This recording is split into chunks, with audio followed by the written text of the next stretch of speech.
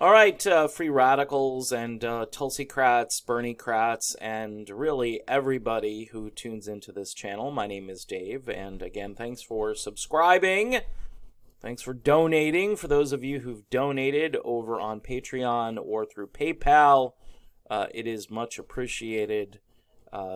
Obviously, this is what I do. I manage a couple of YouTube channels, and obviously I want them to be successful because, number one, we need to continue to expose the establishment, especially within the Democratic Party, for what they've done and what they are in the process of doing with regards to Tulsi Gabbard.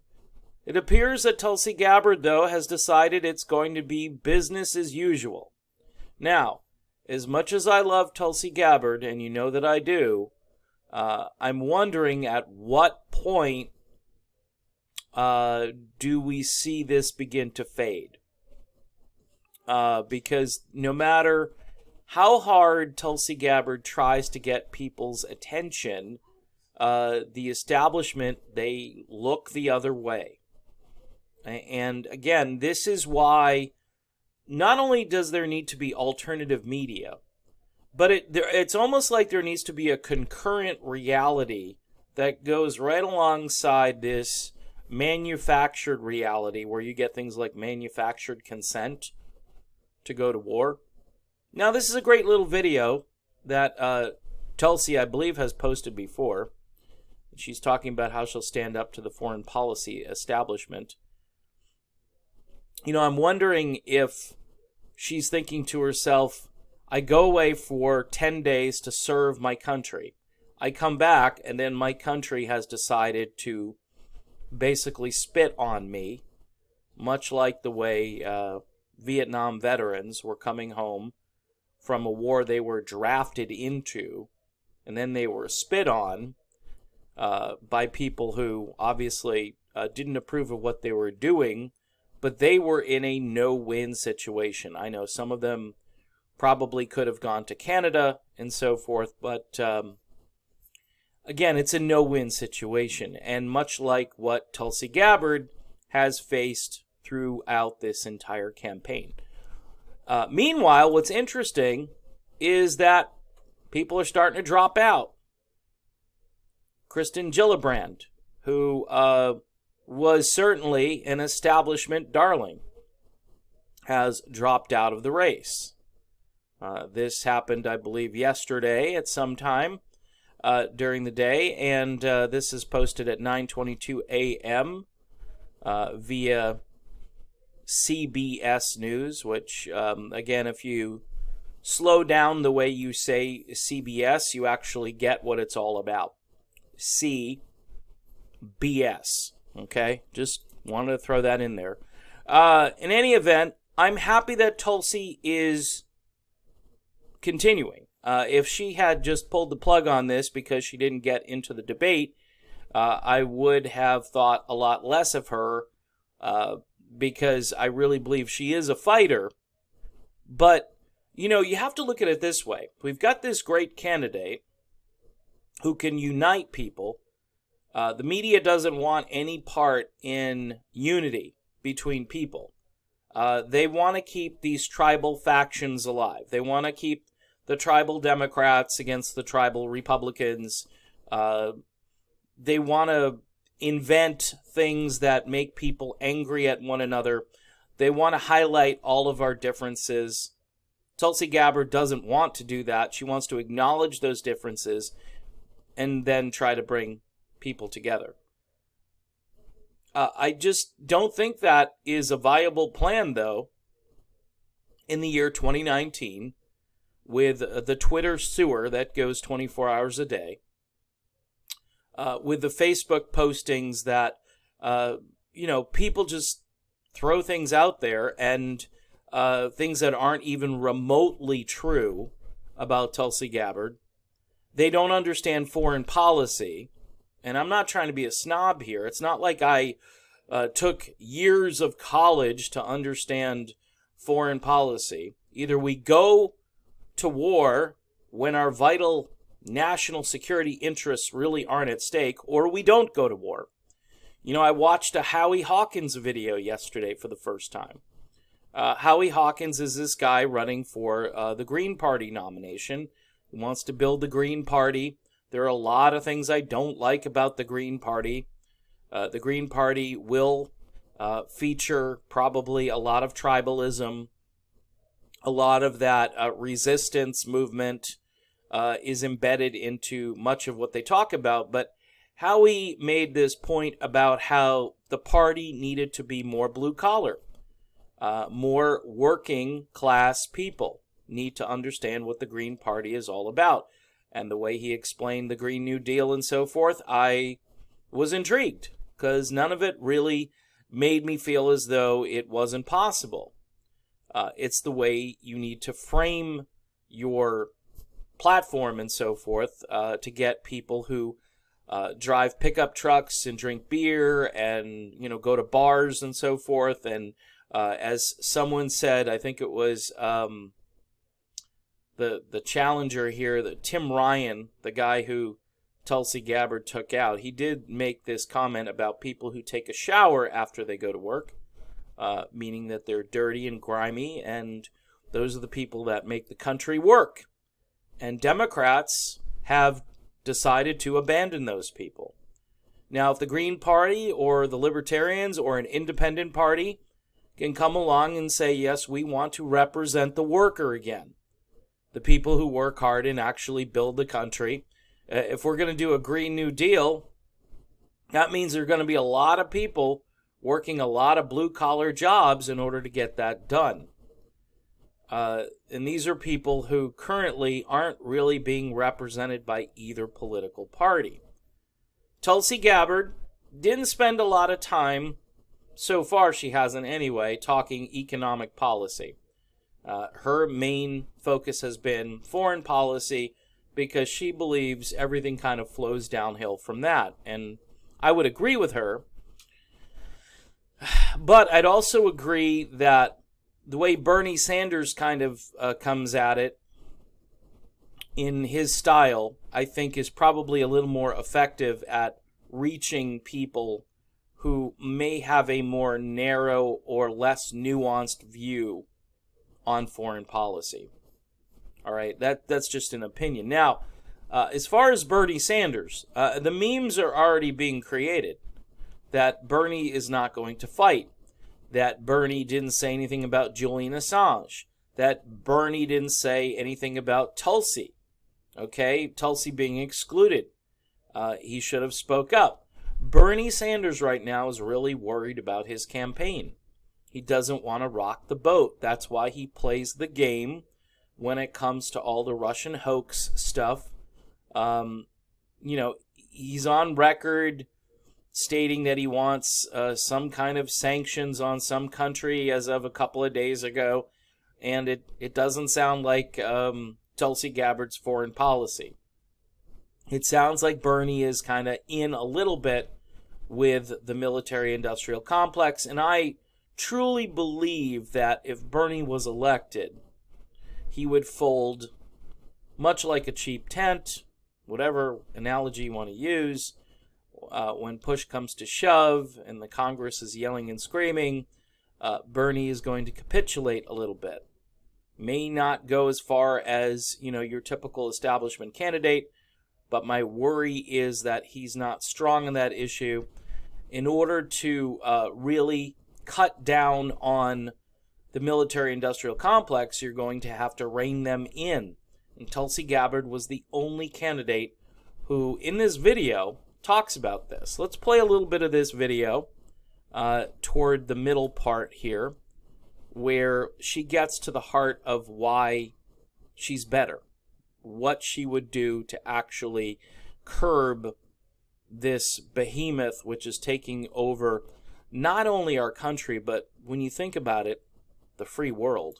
Not the interests of any other foreign country, not the interests of any defense contractor company, not the interest of the foreign policy think tanks in Washington that have so much influence. So on day one, walking into that Oval Office, when I'm sitting there and having my meeting with my cabinet, I will not be influenced by those opinions of the establishment. I won't be intimidated by the number of stars that a uniform has on their shoulder.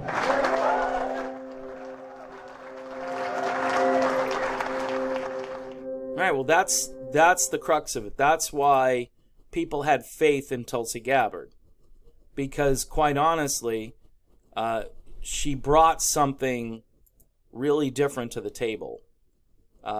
She is somebody, I believe, who had the best interests of our country and the population in mind when she ran for president. I truly believe that when she walks into the Oval Office, she will look down at these military people and say, no more. No more. We don't have the money. We don't have the resources. We need to bring this revenue back home. Now, watching Howie Hawkins, he actually says we need to cut the military down to about a $250 billion budget. That would be an amazing thing to see. That perks my ears up. With all of the other stuff that they're proposing, things that I'm not sure about, I'm not for open borders. They are. What's the plan? How do you document people once they get here? His theory is that we're going to have so many blue-collar, Green New Deal type jobs that we're going to need the people to work those jobs. Okay, but you still need a way to document people coming here from other countries. You need to know what their intentions are and so forth. Not all of them are refugees, and we've got to be honest about it. So there are problems. There are things that I look at and I go, really, you want to do that? Okay, but I'm willing to listen. Here's why I'm willing to listen. Because we know that there's something broken. We know that this trickle-down way of doing things isn't working. It works maybe for a year or 2 or 6 months and mostly benefits the elite, the people at the top. Yeah, maybe some more $9 and $10 an hour jobs are created, and it looks really good on your, on your portfolio, on the ledger. You can say, look at all these jobs I've created. Meanwhile, the cost of living continues to go up. Standards of living continue to kind of stagnate, or in some cases go down. We are now seeing an actual real decline in lifespan, in the number of years people are living. Life expectancy is going down. So there are some serious problems. So as much as I want to look forward and say, okay, this is great, Tulsi is a fighter. We knew she was a fighter. I'd like to see the Gabbard campaign make an announcement and say, okay, DNC is doing their thing on whatever night, okay?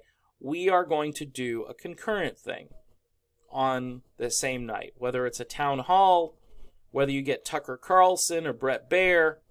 You go on Fox News, you go on where the DNC won't go. Now, for those of you who hate Fox News, I don't really care. It's a platform. It's a place where people can actually watch and get access to. All right, and I know some people who don't have cable, doesn't really matter. But the point being is that we need to keep fighting. And I think if Tulsi is aggressive and shows me and the rest of us that she's not going to fold, she's going to keep going, she's going to try to continue to get a certain percentage, so maybe they'll let her into the next debate. I mean, I don't know. I think once they shut the door on someone like this, they're going to find ways to keep doing it. And this is so arbitrary and capricious, and it doesn't make any sense whatsoever, that once we all say okay to it because we don't protest enough, or we don't petition enough, or we don't boycott enough, or we don't, I guess, organize enough, and maybe there's just not enough of us. This is the other reality that I think about a lot. Am I in my own little narrow sphere where I think, okay, well, if this isn't going to work, I'm going to go and vote for a third party, or I'm going to do X, and I'm going to show them. And meanwhile, it's, Biden against Trump or Warren against Trump, and it's a different universe. I don't care. I'll be on here talking about whatever third-party person there is who has a working man's platform, working woman, excuse me, if you're worried about gender, a specific language there, I apologize. The point being is that we need a candidate who's going to represent all of us, not just some of us. And quite honestly, the people at the top really don't need any more help. They've had enough help. We're creating a lot of billionaires in the United States, and everybody thinks, well, that's a great thing. But that money is being sucked out of the economy, and these people aren't putting any of that money back into the economy. That's the problem. That's why I'm open to some type of, if you want to call it redistribution. I hate to even use that word because I've always kind of cringed at that. But just looking at how there's some kind of economic fairness here, where if we are the greatest country, we keep hearing, well, we're the greatest country on the face of the earth. Well, look at the tent cities that are being, and I know you can blame Democrats. Republicans love to blame Democrats. And these Democrats who run these places are elitists. They're not concerned. They keep their little downtown area nice, and then they have these things that are popping up all over the place, and it's getting worse. These are really bad, almost third world type problems for a country that's supposed to be the greatest country ever. I don't believe that anymore. The fact that we export violence all over the world and we try to impose our will on people that don't even want us there, I think that's a real problem. It's a moral problem. It's something that Marianne Williamson addressed on the campaign, and I hope she continues. Although, again, it's kind of like I'm living in my own little world. And I started this channel thinking that maybe I can make a difference and get other people to start to think, people on the right, for instance, who intrinsically know that Donald Trump, as the president of the United States, regardless of what policies you like about Trump, his character and the way he conducts himself and the way he interacts on social media, long term, that's going to do so much damage to our country that you need a president who you can be proud of. And that's why, again, Tulsi Gabbard would have been the solution to that problem, and she still can be. We have to see what she's willing to do. I know she took this pledge, and I know it's a non-binding pledge, though. I mean, they can't banish you from Congress or anything like that. And who knows? You know what would be honorable? If she stepped down. If she said, I'm not going to be your representative anymore. I'm going to leave because this party I'm serving is corrupt.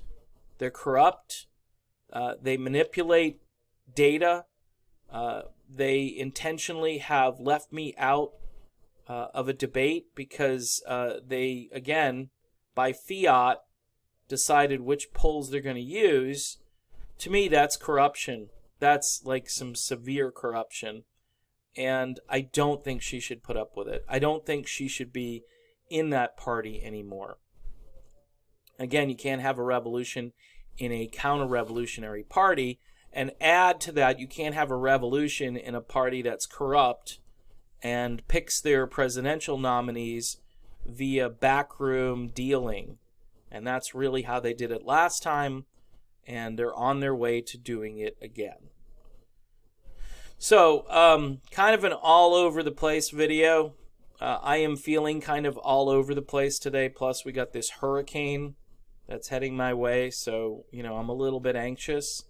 I'm hoping I still have electricity in a few days, and if I don't, you'll know, because there won't be any videos, most likely, unless I do them on my phone and try to upload them via 4G, which after a hurricane is typically garbage. So, in any event, folks, if you'd like, I will post the link to my PayPal, which via email you can contribute to, or you can become a patron over on Patreon.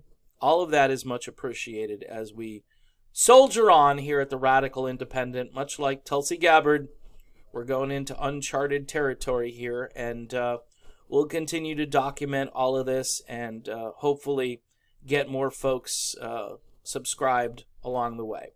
See you soon.